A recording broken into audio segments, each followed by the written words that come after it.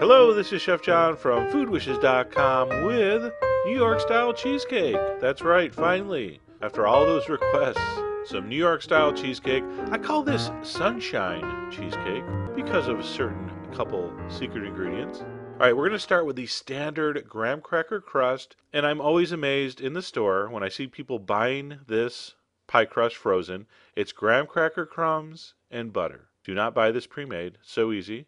So we're going to smash that up, add enough butter, enough melted butter to make something that will pack. See that? Something you can just sort of pack like a sandcastle. And then we need one of these, a 9-inch spring form pan.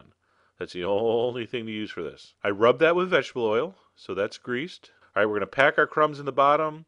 Make sure they're very firmly pressed down. I go up a little bit up the sides, maybe a 1/2 inch. All right, set that aside.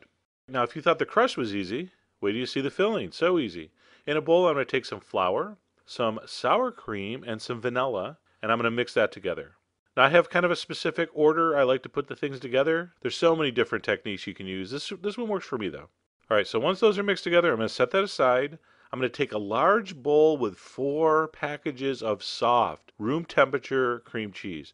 Very important, because I'm going to add my white sugar, and with the back of a wooden spoon or spatula, you should be able to easily cream that sugar into the cheese. And speaking of cheese, no secret ingredients here, just your standard from the state of Pennsylvania cream cheese. So once the sugar's creamed in, I'm going to add my milk and start to stir that. At this point, I'm like, hey, switch to a whisk. It'll be easier. And it was. And like most batters, we only want to mix it enough to incorporate the ingredient. So as soon as that milk is mixed in, stop.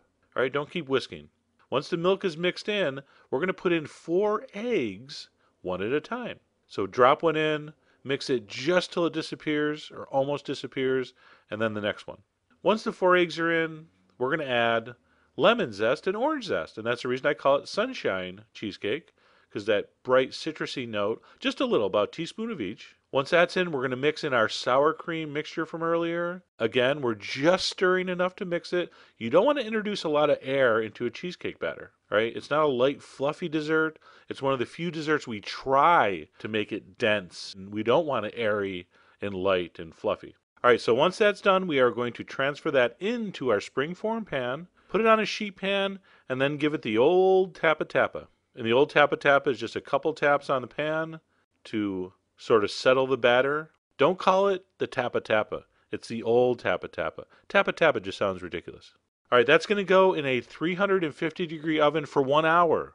And here's the secret. After 1 hour, turn off the heat and let it cool in there for 3 or 4 hours. That way, it definitely will not crack. They only crack if you overcook them. If your cheesecake goes over about 160 internal temperature, it'll crack like this. Sorry, I couldn't do it. I was going to show you the Photoshop one, but mine had a crack. Now, I have an excuse. I was playing around, trying to get shots of it in the oven, so the temperature went down, so I gave it some extra time. The good news is, if it just goes over slightly, it still tastes amazing. The texture's perfect. Do not worry. By the way, that's like the largest crack I've ever gotten on a cheesecake, which, ironically, the one I'm videoing. But it's totally fine. Tasted amazing.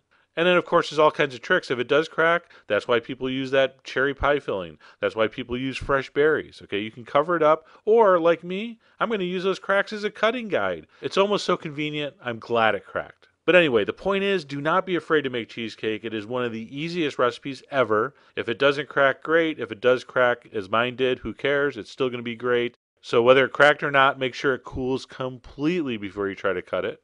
I serve mine with some fresh strawberry sauce. I will also demo that. Super easy, super delicious. And there you go, New York cheesecake. And you can see how that fork is going through that cheesecake. Just the absolutely perfect, classic New York cheesecake texture. All right, firm but not dry and crumbly. Just very dense and decadent and rich, yet surprisingly light at the same time. And I think that little bit of lemon and orange zest in there really brightens up the flavors and makes it seem a little lighter than it is.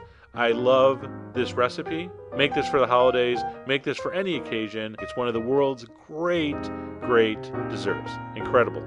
I hope you give this a try. All the ingredients are on the site, as usual. And as always, enjoy.